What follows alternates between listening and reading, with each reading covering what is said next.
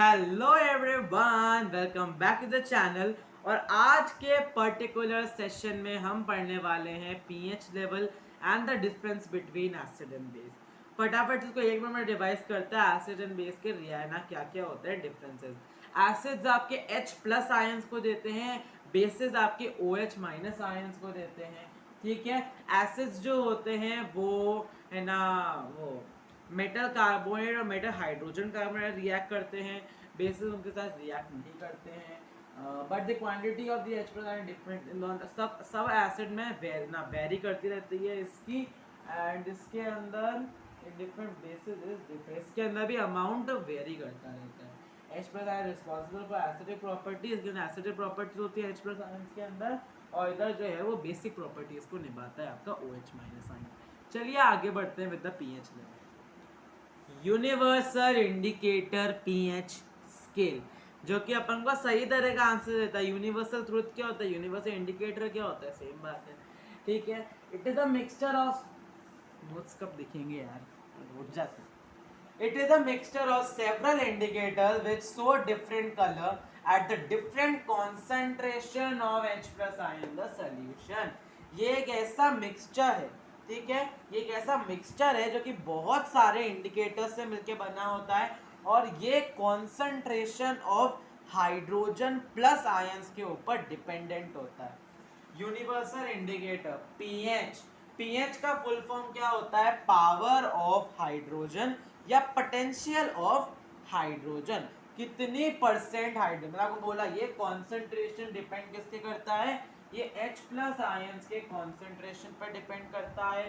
तो power of hydrogen, कितने percent concentration hydrogen है उसमें, उस पर ही डिपेंड करता है। अब ये ध्यान से सुनना, पहले अपन ये स्केल समझते हैं। आई होप स्केल दिख रही होगी आप लोगों को। सॉरी। अब इस स्केल के अंदर ना आपके पास नंबर्स हैं, इस स्केल के अंदर आपके पास नंबर्स हैं, जहां से वो नंबर स्टार्ट होते हैं 0 से 14 तक। 0 से 14 तक जो नंबर्स 0 से लेके 6 के अंदर आते हैं वो एसिडिक सब्सटेंसेस, उनका पीएच लेवल 0 से 6 के अंदर आता है, वो एसिडिक होते हैं। जिनका नंबर 8 से लेके 14 के बीच में आता है वो बेसिक होते हैं नेचर में, और जिनका नंबर 7, मतलब 7 बच गया ना, 7 जो नंबर होता है वो न्यूट्रल होते हैं, है ना, अपने नेचर के अंदर। तो if a substance has a pH level less than 7, मतलब 0 से 6 तक अगर होता है तो वो है ना एसिडिक होता है। अगर उसका 7 से बड़ा होगा तो वो बेसिक होगा, अगर वो 7 होगा तो वो न्यूट्रल होगा। अब ये जो एसिडिटी होती है ना आपकी, ये बढ़ती जाती है। लाइक 6 सबसे कम एसिडिक होगा, देन 5 सबसे ज्यादा, देन 4 से ज्यादा, 3 2 1, और जो 0 होगा सबसे ज्यादा एसिडिक होगा। वैसे ही 8 9 10 11 12 से बढ़ जाएगा, 14 जो होगा वो सबसे ज्यादा एसिडिक होगा। तो कोई कंफ्यूजन मत होना एसिड वालों के अंदर ही कि 0 सबसे कम होगा और 6 सबसे हाईएस्ट होगा। 6 सबसे कम होगा, 0 सबसे हाईएस्ट होगा। ठीक है, अब यहाँ पे इतनी ज़्यादा थ्योरी लिखी, थ्योरी नहीं पढ़ के बताऊंगा, डायरेक्ट को समझा देता हूँ थ्योरी में बेसिकली लिखा क्या है। जब एक स्ट्रॉन्ग एसिड और वीक बेस रिएक्ट करते हैं, जब एक स्ट्रॉन्ग एसिड और वीक बेस रिएक्ट करते हैं तो वो आपको एक स्ट्रॉन्ग, ज़्यादा स्ट्रॉन्ग कौन है, लाइक अगर आपने खली और है ना, खली और दुनिया की सबसे ना शॉर्टेस्ट लड़की जो है उनके बीच में रेसलिंग हो, ज़्यादा स्ट्रॉन्ग कौन है, लड़की मतलब खली है, खली है ना। तो लाइक दैट आई थिंक खली है, गलत पढ़ा हूँ, खली नहीं हुआ, खली।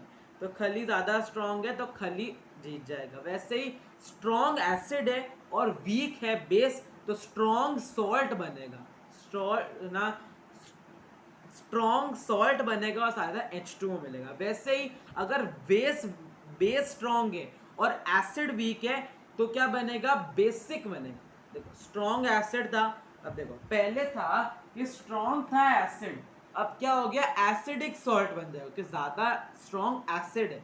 अब अगर हो गया स्ट्रॉन्ग बेस, मतलब बेसिक सॉल्ट बन जाएगा, ज्यादा स्ट्रॉन्ग बेस है।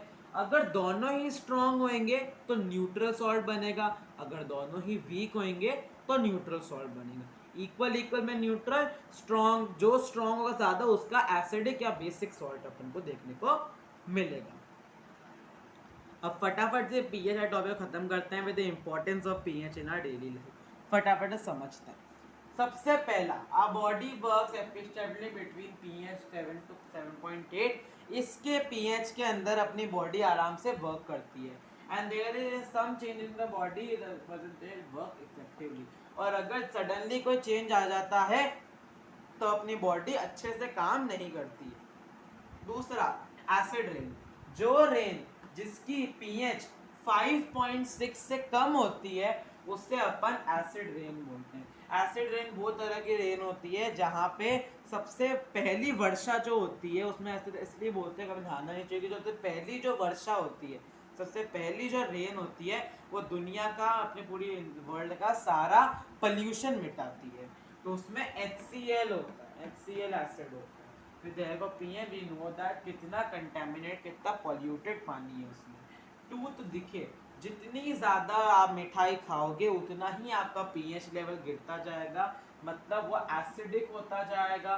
ठीक है, when the pH mouth becomes 5.5 इतना हो जाएगा तो आपका टूथ दिखे शुरू हो जाएगा with the help of P. मतलब पीएच मतलब कौन सा, अगर अपन बेस लगाएंगे उसके ऊपर, लाइक टूथपेस्ट लगाएंगे तो अपना वो बिल्कुल सही हो जाएगा।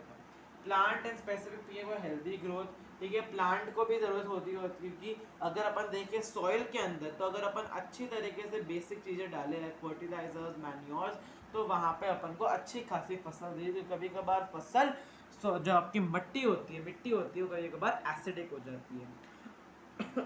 और एक और आपके पास डाइजेशन, आपके पेट में होता है HCl कभी कभी आपको, अगर आप लोग फास्टिंग कर रहे होते हो या बहुत ज़्यादा खा लेते हो, कभी आपकी एसिडिटी हो जाती है। तो एसिडिटी में आप क्या करते हो, आप लोग इनो खाते हो। इनो बेसिकली आप बेस खाते हो ताकि आपकी वो न्यूट्रलाइज हो जाए। एक होता है स्टिंग के अंदर, तो बी स्टिंग के अंदर कभी आपको पता होगा बी कभी डंक मार देती है अगर आपको बहुत दर्द होता है, या फिर अगर कोई नीटल प्लांट होता है आपको डंक हो जाता है उसका, तो आप बेकिंग सोडा लगाते हो, बेस लगाते हो ताकि उस जगह के ऊपर न्यूट्रलाइजेशन देखने को मिले। ठीक है, ये 4 पॉइंट डेफिनेटली लर्न करना, और डाइजेशन वाला पार्ट डेफिनेटली लर्न कर लेना। ठीक है, तो ये था आपका पूरा पीएच टॉपिक के अंदर। अगले सेशन से अपन बात करने वाले हैं with the end part of the chapter, जहां अपन सॉल्ट्स के बारे में पढ़ने वाले हैं, सबसे ज्यादा important part of the chapter. तो अब मिलता है हमारे नेक्स्ट क्लास में। Till then take everybody and bye bye.